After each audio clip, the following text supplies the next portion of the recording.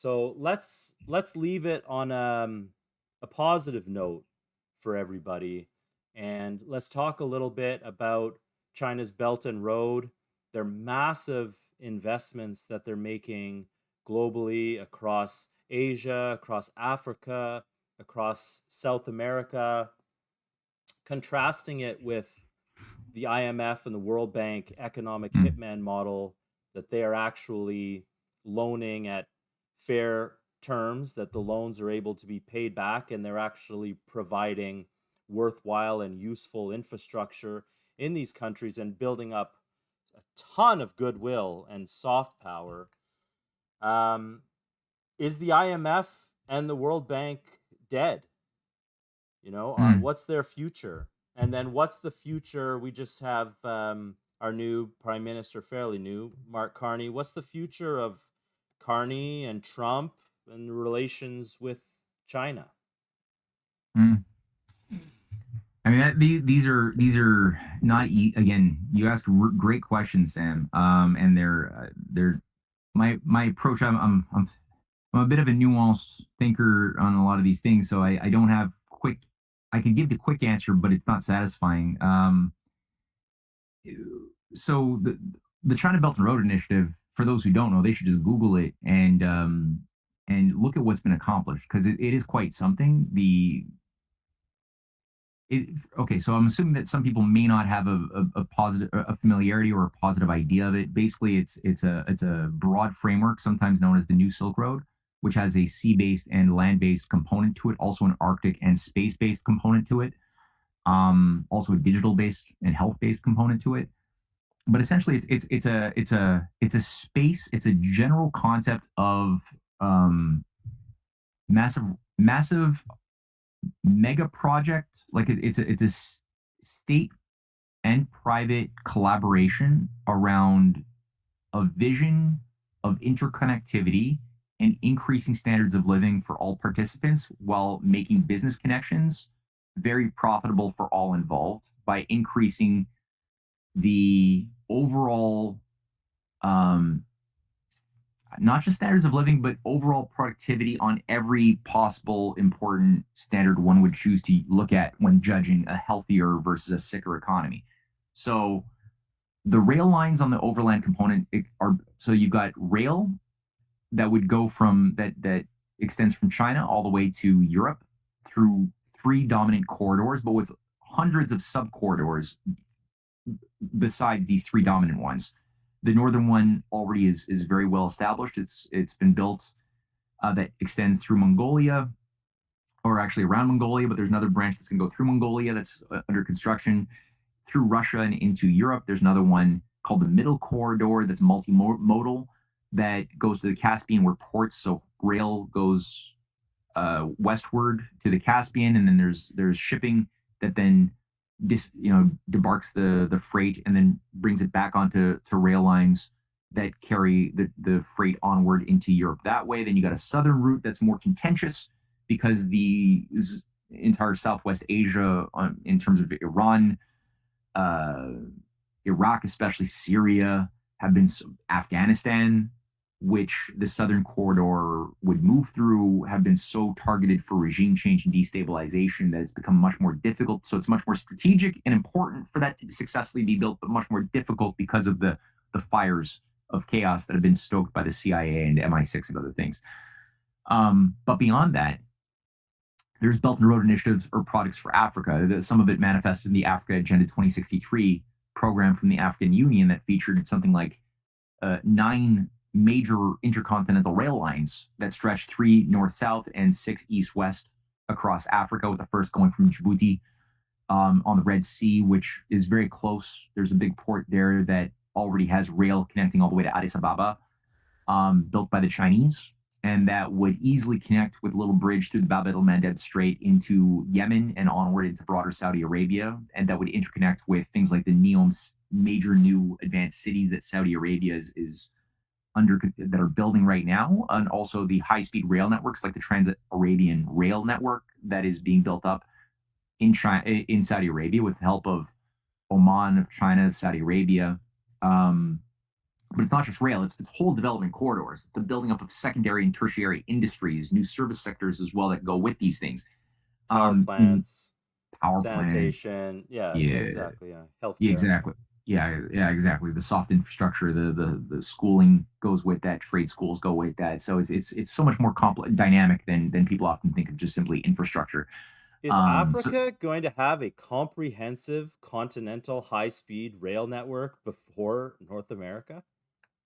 yeah, I mean, if we can get over the problem is just the CIA coming in there and foreign, intelligence agencies, promoting things like Boko Haram and Al Qaeda operations inside of Africa, or the Tigray liberation armies that gets their support by foreign influences in the West that are useful only like the way Falun Gong was useful of destabilizing a target government like in Ethiopia, which is building things like they just finished their Grand Renaissance Dam, and they're a big part of the BRICS now. They're full members of the BRICS, as is Egypt.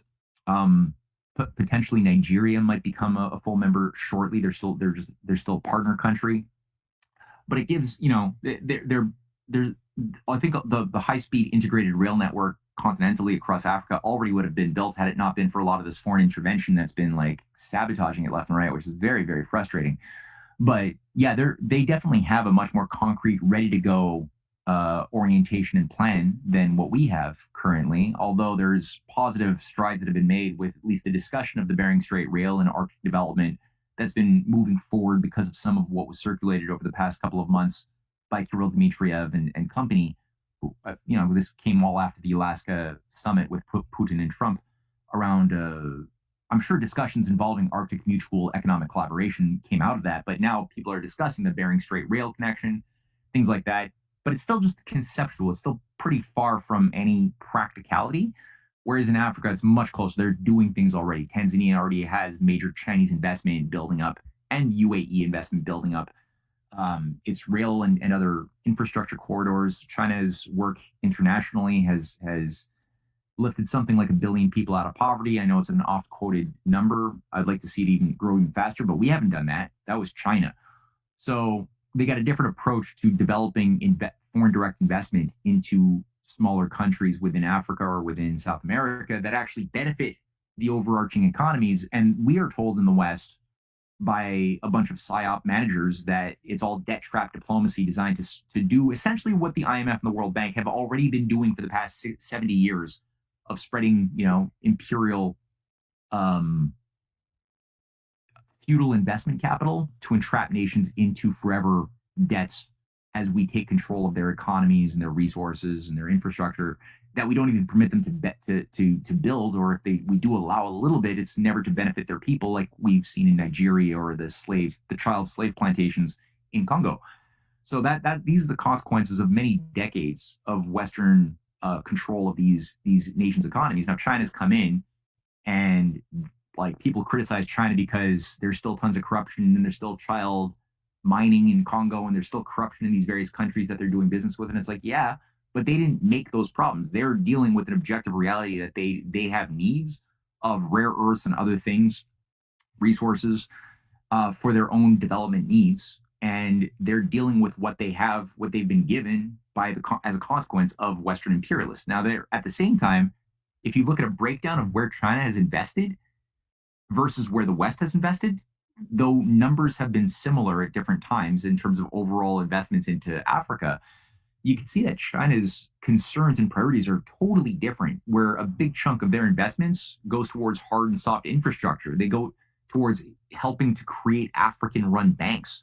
We never allowed those things to happen. Our investments are entirely geared towards mining and extraction.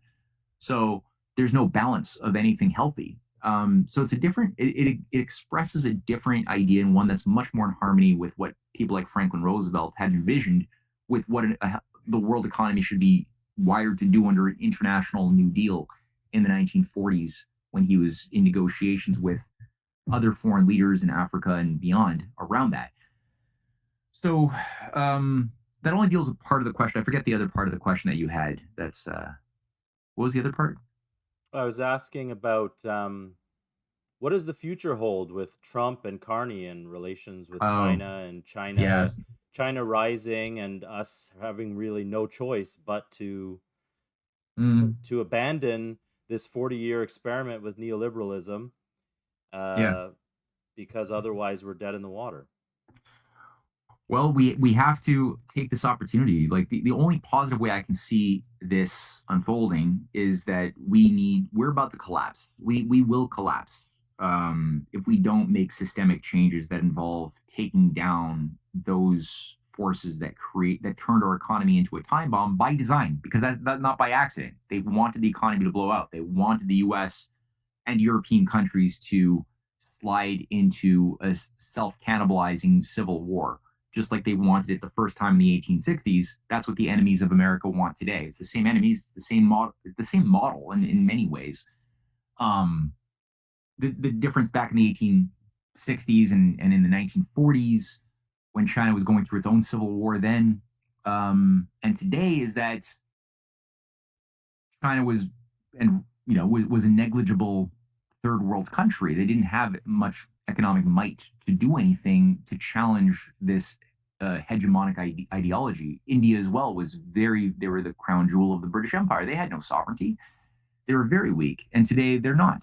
These are now becoming much more dignified, stronger economies with problems. Especially India's got problems, but they're in a much better place to, if they combine their political weight, especially with Russia, which has gotten a lot stronger over the past decade, despite the sanctions. It's actually the sanctions have in many ways made them more resilient, more strong as an economy. If they combine their forces together with people like Iran, smaller countries that could then, and that are both receiving protection, but also adding their own contributions to that, you have a force that can really challenge the oligarchy that's been wanting to get everybody to blow up in a controlled demolition, including Canada, including the United States. So if we are able to, as there's evidence that Trump is trying to harmonize, at least recently there was the announcement made to that Trump has made to work with Xi Jinping and with Putin to get rid of nuclear weapons, to recalibrate and reorganize our nuclear science policy towards something more constructive. That's a good orientation. These are still just words, but it's a good orientation if it's accompanied by a vision and a real um, battle with those Wall Street, City of London bankrupt banks, which needs to happen. If that's accompanied with that, then we could see ourselves being reminded of the best of what we once were by working with those countries that are doing the best of what we once did. Starting with the Arctic, but other things too, right? And American business would benefit immensely. Small and medium enterprises would benefit immensely by not going to war with China or other countries or Iran. Now, do I think I'm not a total optimist either. Like, knowing what I know about the empire's techniques and sophistication, especially utilizing Canada, my concern is that Mark Carney, and I've been warning about this since the very moment Carney came in and was installed as the replacement of Justin Trudeau, is that his orientation will likely be to try to to play his role in weakening the China-Russia alliance by trying to persuade the Chinese elites that Canada can now, for the first time, be trusted, because we're both being bullied by a big bad USA. And now, Carney has made a point, and I chuckle, I get some satisfaction in some ways, but I'm aware that he's representing a dangerous, sophisticated policy as well. So I don't overly celebrate, but he's made the point that um, what was it called, the climate bankers compact, that compact that was supposed to force that got 140 major financial institutions that he oversaw to The Net commit to. Zero Alliance. Yeah, that one. That basically dissolved by necessity unanimously by the vote of all members. He was perfectly okay with that because he's a pragmatist. He knows that you can't destroy China or Russia if you are currently destroying yourself at a faster pace. So it's not expedient to have that timeline any longer, the whole Agenda 2030. And same And Bill Gates recently came out and said, actually, climate change, not that it's big a not a big, deal. yeah, yeah. Very Forget what it, strange turn of events there, exactly. And it's again, but it's, completely comprehensible viewing it in this light. yeah, exactly. They can't, their commitment is still to destroy Like they're at the service of an oligarchy, which is very rigid, very uncreative, and very committed religiously to depopulation and destroying any type of attribute of civilizational states that express a divine spark or awaken a divine spark within humanity, regardless of the the particular religion or whatever. It's that whatever culture does that, they want to destroy by design. It's like, you know, a shark and blood in the water. They just can't do anything but go for the blood. That's the oligarchy. So their handlers, what they represent, is committed to that. But to get there, you can't do the Paris Climate Accords. You can't do the UN Sustainable Development Goals. You can't just do that and still undermine China. So what you can do is play slightly longer game by emulating some of what makes China or has once made America effective. You can emulate some of the surface appearance of it and allow for a degree of industrial progress to be permitted for the moment while gaining the trust perhaps of China. And that's my big fear. And I hope that China is smarter than this, because I think that Canada should work with China. If it's as long as China doesn't allow itself to get sucked into a game it doesn't control. If it does, and if the bonds it currently enjoys with Russia are reduced, are loosened, while it's enmeshed into a dependency on British Canadian cheap minerals and oil and rare earths and iron and natural gas and other things, which we might see grow in terms of these being tapped under the new post-green Carney policy, we might see an explosion of industrial progress to a certain limited degree. If they allow that and get addicted to that, then the taps can be turned off. They can be threatened if they become enmeshed in that type of thing. So they need to stay independent. They can't allow their destiny in any way to be affected, and they can't allow Canadian players to play a role in determining the behavior of things like the Asia Infrastructure Investment Bank or any of the Chinese institutions that it wishes to use as sovereign instruments of its own fight for anti-colonial development. If it wants those things, it can't allow its enemies to have influence over those things, even if we become members. And we should be allowed to become a member. And I think we still are a member of the Asia Infrastructure Investment Bank. I don't know if Justin Trudeau pulled this out of it or not, but if you are, and everybody should be allowed to be, it should be that we can make decisions of how its policies run. We should be allowed to simply benefit by investing in things like water projects in the Middle East or anywhere in the world that the AIIB might participate in providing capital towards. And we should be beneficiaries for that. We could play a positive role in that. But if we start promoting Trojan horses, like some with an eco agenda that wants to undermine industrial civilization might want to do, then that shouldn't be permitted. So that's my fear there. There's a potential game in play navigated through the Anglo-Canadian establishment, but also with branches inside of the U.S. establishment to try to weaken the Russia-China Survivors Alliance through these types of shenanigans, you know, and that there's maybe a desire perhaps to loosen the Russia-China alliance from the U.S. side by providing some concessions to Russia on the Eastern European front, reducing some of the tension on the regime change operations in Serbia and Bulgaria and other places, and instead give Russia maybe even some space to feel more confident about its southern security, while at the same time redirecting forces to asymmetrical warfare to destabilize China's allies, its perimeter, and ultimately its inner core. Iran might play a role in that. I don't know if Israel is still being used perhaps to unleash some form of an attack on Lebanon and then Iran as part of the pathway towards the ultimate fight against China after China's environment has been sufficiently made chaotic.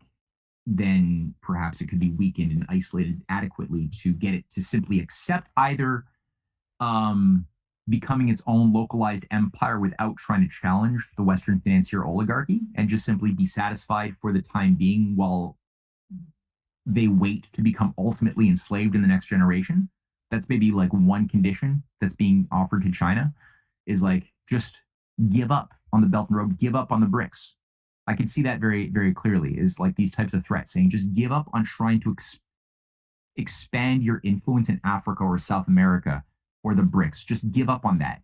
look out for your own little micro territory in your backyard, just to have that as your jurisdiction and have your own localized techno feudal empire. Be happy with that, and we'll leave you alone maybe. And if you don't, we might have to attack you. That might be the sort of threats that I could imagine some of the envoys being that are meeting up with Xi Jinping as messages that they're conveying. Because I think the oligarchy kind of wants to rearrange the world. We're at one of these millennial phase shifts right now, kind of similar to what happened to Rome 2,000 years ago after Julius Caesar was killed, or after he declared himself emperor. The republic system as a dynamic was alchemically transformed, literally, into a new type of empire run by mystery cults, oracles, and things like that that ran the entire structure of controls in Rome. And it was sold. Emperor Octavian was, God man sold as ushering in a golden age. That was the terminology that was used even back then.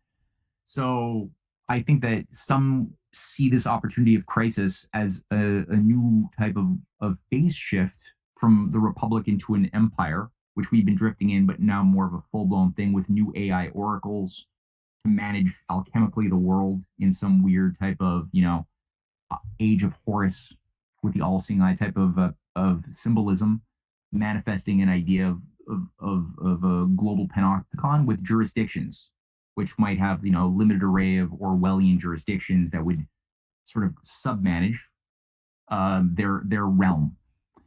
And that's what Coudenhove Kalergi, the founder of the Pan-European movement, which Steve Bannon is currently a leading official of the Kalergi Otto Habsburg operation. That's his assignment. Currently, is the head of this Dignitas Humani Institute that Otto von Habsburg ran for like 40 years. That's the old Habsburg families. That's what they are with their Order of Malta chivalric, system of controls. The Goldman Taxis family and others that are still big patrons of the alt-right that kind of want to have a Templar revival. But this all requires we get rid of and forget the type of successes we had with the healthier Western civilization that might require, in their minds, some civil war for a few decades, maybe maybe shorter. But I think they would want like a new age of bloodletting between like hard radical eco terror leftists and like crusader new wannabe knights that go head to head in America and in Europe, out of which chaos some sort of new desire for accepting a new type of order may possibly be brought online. And in which case, a new set of religions, a new set of revamped sacred myths that help us govern ourselves would be introduced. We'd be more pliable to accept perhaps alien gods, AI gods, time traveling alien AI gods, in some combination under the new oracles. So that's my negative concern. So I got my positive idea that the Chinese better human influence that maybe awakens more of the better American influence stays in control and doesn't allow itself to be submissive to the terms being set for them by the enemies of humanity, or they make the mistake of trusting so-called reform Western powers and allowing their own sovereign decision making to be given away, at which point bad slips can turn into a big fall. So. Yeah, I think Carney and the oligarchs that he represents, if they're trying to drive a wedge between China and Russia, good luck with that. That relationship is rock solid. And I think that it's going to be an ultimate irony if the US eventually has to develop using Belt and Road funds because they have completely abandoned their own heritage of national banking for grand projects like this.